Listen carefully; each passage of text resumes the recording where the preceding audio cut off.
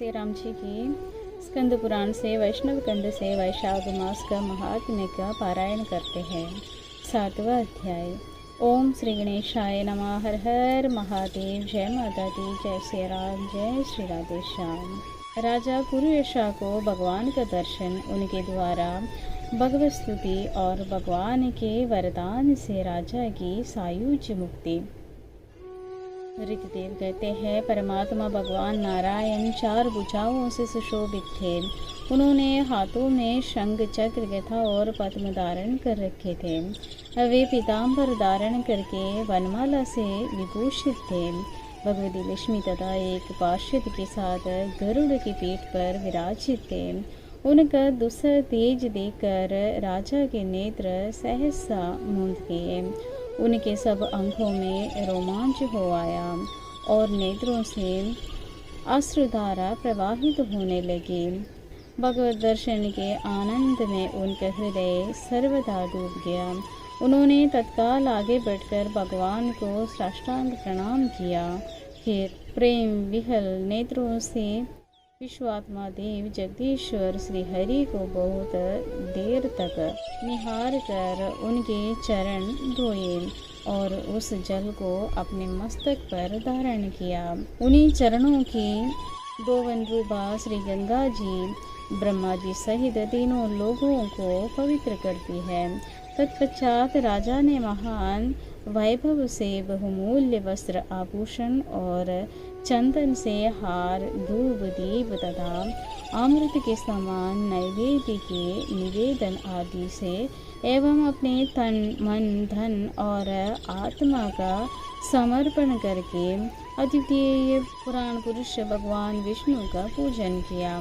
पूजा के बाद इस प्रकार स्तुति की, जो निर्गुण, निरंजन एवं प्रजापतियों के भी अतीश्वर है।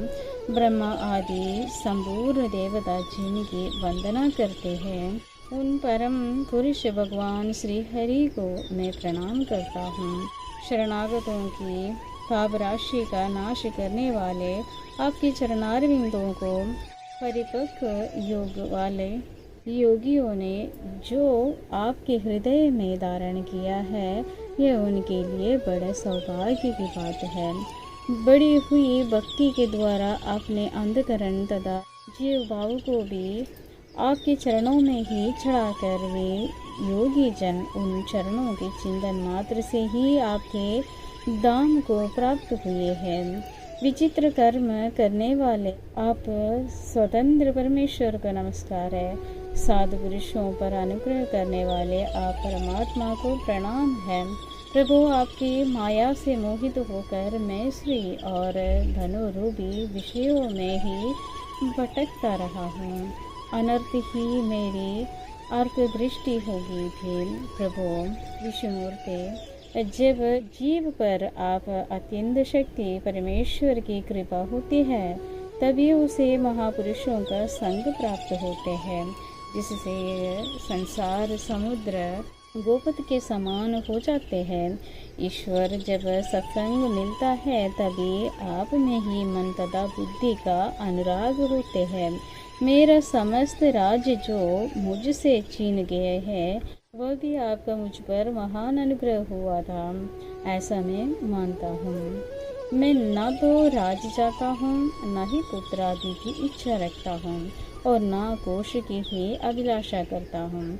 अभी तो मुनियों के द्वारा ध्यान करने योग्य जो आपके आराधनीय चरणारविंद हैं, उन्हीं का नित्य सेवन करना चाहता हूँ। देवेश्वर जगन निवास, मुझ पर प्रसन्न हुए, जिससे आपके चरण कमलों की स्मृति बराबर बनी रहे तथा श्री पुत्र खजाना एवं आत्मीय कहे जाने वाले सब पदार्थों में जो मेरी आसक्ति है, वह सदा के लिए दूर हो जाए। भगवान, मेरा मन सदा आपके चरणारविंदों के चिंतन में ही लगा रहे। मेरी वाणी आपकी दिव्य कथा के निरंतर वर्णन में तत्पर हो। मेरे ये दोनों नेत्र आपके श्री विग्रह के दर्शन में, कान कथा श्रवण में तथा रसना आपके भोग लगाए हुए प्रसाद के आस्वादन में प्रवृत्त हो। प्रभु, मेरी नासिका आपके चरण कमलों की तथा आपकी भक्तजनों की गंध विलेपन आदि की सुगंध लेने में, दोनों हाथ आपके मंदिर में झाड़ू देने आदि की सेवा में, दोनों पैर आपके तीर्थ और कथास्थान की यात्रा करने में तथा मस्तक निरंतर आपको प्रणाम करने में संलग्न रहे। मेरी कामना आदि की उत्तम कथा में और बुद्धि हरनिश आपका चिंतन करने में तत्पर हो। मेरे घर पर पधारे हुए मुनियों द्वारा आपकी उत्तम कथा का वर्णन तथा आपकी महिमा का गान होता रहे और इसी में मेरी दिन बीते।